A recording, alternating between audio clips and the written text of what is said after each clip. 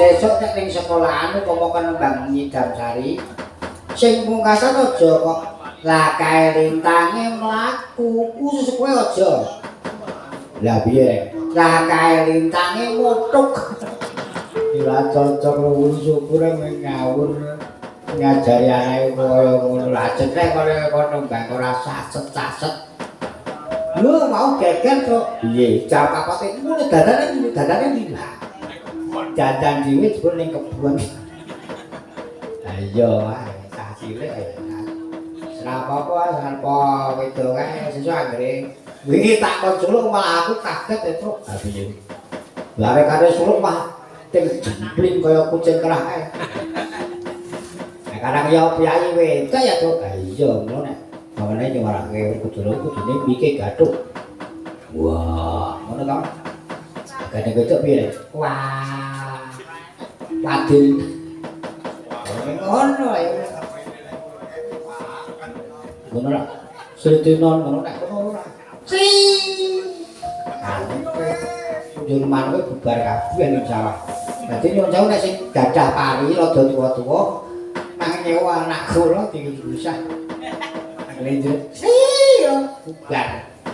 Ha iya. Wah, wis ora apa-apa dibuk-ibuk rek. Lah iya siji kok ya. Ha iya. Patutan sapa, Bu? Wah, kok yo nemu giring tenan. Kaya kowe ngiring kaya kono kuning sithik ngono kae lah ora ngerti kok. Biyen aku iki lain ning longan. Nah, anakmu wah kesinaran cahya. Waduh. Dia tak jenenge Umi. Oh, iya, Umi iki tegese ibu. Uswatun tegese sore toladan jan bae kasanah. Apa namanya jenenge? Rai Bagong Mas jenenge Geteng. Aku sekal karo anakku jane wis malah wis bayi we udut. Wah. Malah gong. Kowe iki nek dikurangi nek tuku nomor. Wis ora ngombe bangsa sing kono-kono lho. Ora aku seling kok. Lah iya. Besok nek nyambut gawe iki Hartono kudu didaftar. Ya. Jiluk subuh ditinggal. Kowe lawake ana wong protes e. Ha piye? Lah kowe aku iki saiki ra panggonku ra magrung-magrung ning Karang Tengah. Oh iya. Lah kok kene karep bilok ning pertron lah kok ketemu koya. Wah, kata-kata kowe caci-caci jalan iki ora kok teko ke ujung kok kepiye ora.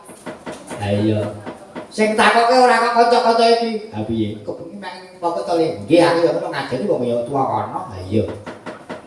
Yo to maksud piye? Lah kok kono ki takoke ora piye kabarmu siaturahmi kudu nek umume normale ngono. Ha iya. Lah kaiki ora dikoyake. Kepiye Guteng? Katut ora aku. Wah, saiki baru wae. Ya ini kabare ya apik arep ora tau ketoke bar umroh. Wah iya. Ini jarene bodho kurang 2 dina nek bali saka umroh. Ha iya syukurane sesuk tanggal 15 April. Oh, kok kowe ngerti? Ning upamane kok. Sesuk kanca-kanca yoga kula emetaken menawi kepanggih Mas Guteng basa nggih. Kula Kyai Guteng. Nah. Cuk. Ana kabar, Truk. Kabar piye? Aku kira kowe kira dipeseni. Pesene apa? Oh, kaget. Wong Dendaya ora kaya-kaya, wong Dene ora kaya-kaya. Iki ngomong apa sih kok? Sik kok gak cerita. Ya. Ngomong apa? Ana wong Dendaya to. Piye? Ning desa Tangkil. Tangkil apa? Tampilan. Tampilan apa? Taman Sikil Petakilan. Tampilan ki rada kulon. Ha iya. Ana wong mati wis tekan 1000. Ha iya. Bar dikicing urip. Pedene kok. Goblok kowe. Bener no Bagong.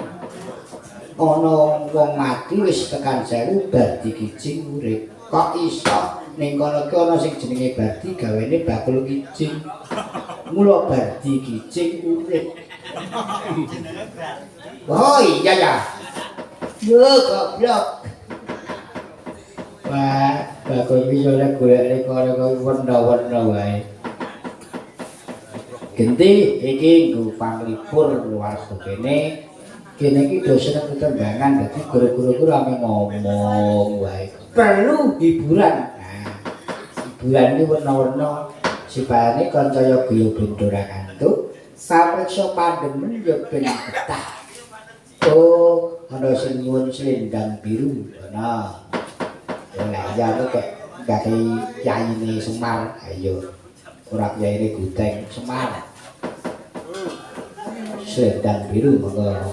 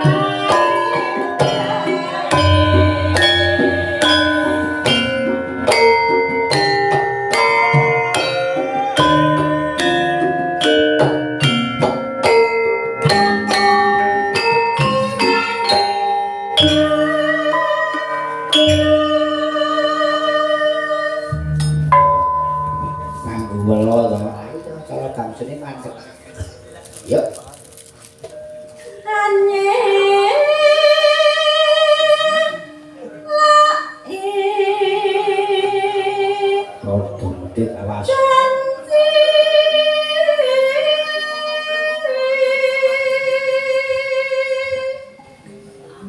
Selendang biru. No. Selendang biru. Among enake ati.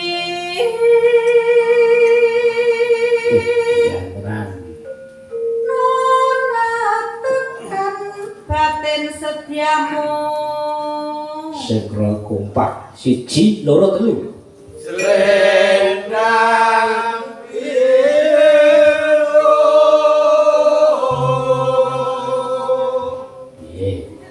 tatapan janjimu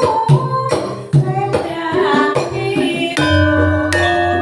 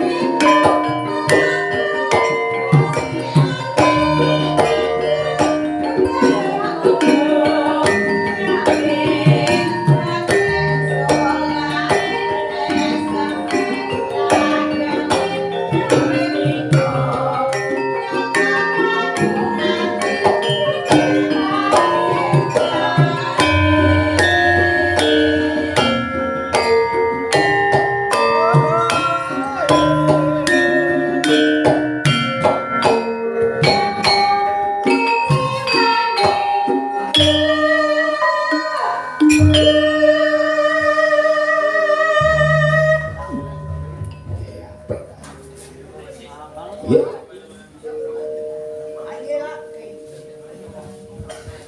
Kanyelai janji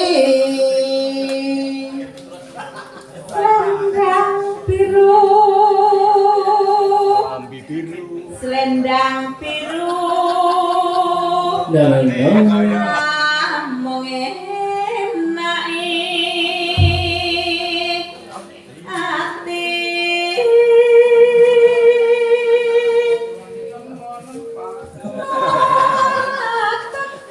Batin setiamu yuk Selendang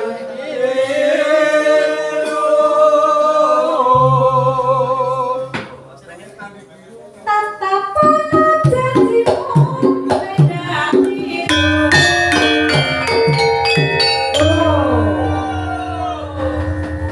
wah capek ya Truk kok piye aku meng seneng sing pungkasan iki mau lho piye arep rampung cepet Kanyelai janji ngono dhuwur menit to Nenana cengkok apa? Cengkok cepet ndak nek rintik kehilangan hilang.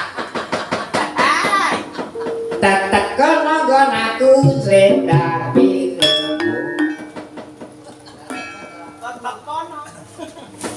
Selendang biru kok menyenil. Wow. Ayo iso guyu-guyu banget lereng lho. Lah kepiye? Wong nek dalan kok nganggo ukara jiliting iki piye? Lho jiliting iki ora kena dibasake. Kuwi jiliting iki pamane. Pamane piye? Ambok nganti jiliting nek iso lah. Jiliting iki wis pokoke jiliting. Oh. Tembung ukara-ukara ngono kuwi. Ya takku. Ya nek kadang kala kuwi nek ya sok lali wong mayang iki ya. Aku tahu suluk iki separo mandek e. Aku piye? Yang waske sajane dilih. Dilorot kayak waduh ya. Iki ora geremne mayang sih aku. Lah iya, saya anggere nggon iku kayak gong ora rampung tenan. Wah aku tau jenangi. Lah wong ana ingkung pitik gedhe kok barang bobol kok ndase ning iki cah. dipetotke core. Jero iki wis ora ana Bambang Salame to. Iya. Iya sekarang yo ora apa-apa wis anggere wis dalang mutuk-mutak kalau wis dijabut wis jamine manggake oleh. Saiki sing dadi politik iki anggere nek bete gedhe gombleh. Nek cilik wis dipangan bae. Nah iya. Ngomah iki nganti akeh upakara pitik pekelek tak lumbuke dadi pranakan jatran. Saiki dadi akeh. Wingi mulai saka Sleman wingi loro. Dek saka kami Joro kae 3 wis 5. Terus mati papat. Kari siji ya mau sendang biru nyendiri Pak. Petruk wis ora gendah kok. Nah iki karang aku karo kowe iki sing baku ngurungi kabudayan Jawa. Sing mengko gati ya kuwi wong kesenian budaya kuwi ora kok ana sing arani wayang kuwi sirik jane karo penampa ana wayang dene sirik sing sirik nggo ngendi minangka ana sajen sesaji iki pigunane dhewe-dhewe nek contone upama wayang nek Baladewa iki jagat Dewa Bathara kuwi nek Ndara Baladewa nek Ndara nek kok anu Durna nek Durna oh blegedu lho kuwi nek yaine blegedu uget-uget mbel-mbel sak cerita kuwi ana tegese kono uget-uget ki obah mbel-mbel mangan sak cerita setitik obah menungso ki golek panganan sithik wae ketrima lho kene iki lho. Oh, nek neraka. Lho, ya kuwi neraka sebutane dewi-dewi. Ngono. Mula sing jenenge budaya kuwi diuri-uri rek kaya. Ngono. Dadi sak upama kowe kuwi arep pengen dadi dalang ya ngudi. Ngudi suluk kaya biyen Bali wingi-wingi Ajan suluk kuwi ngelingi bapa guru sing baru kuwi biyen arep suluk ning mbuh dalang mbuh cermin diakali aku rek. Aku ya rak ning kono suluk ki ning gua ki nggawa gendel.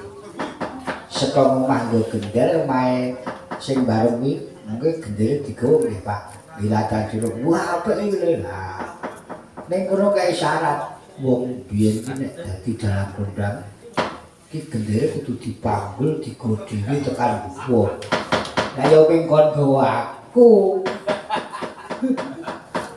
Ning dilalah anak kaya iso suluk ora entuk nandhamen cah loro ke. Angger bar suluk anggere apa kan njrengken wis foto arung ngono kae plek. Kasiliring sampe ono plek. Apa kuwi? Goblek lemut. Arek gua ki kaya lembute sih. Ngantek jam 3 njur kumpul